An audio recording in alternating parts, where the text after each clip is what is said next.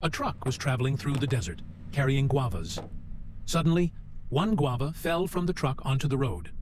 That night, heavy rain fell, and the guava received a little moisture. After a few days, a small guava plant began to grow. As time passed, the plant started drying under the strong sunlight. Seeing the plant withering, a bear felt sad.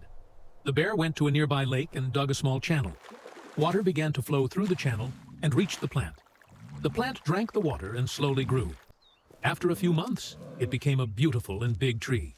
Soon, the bear and all the animals started resting under the shade of the guava tree.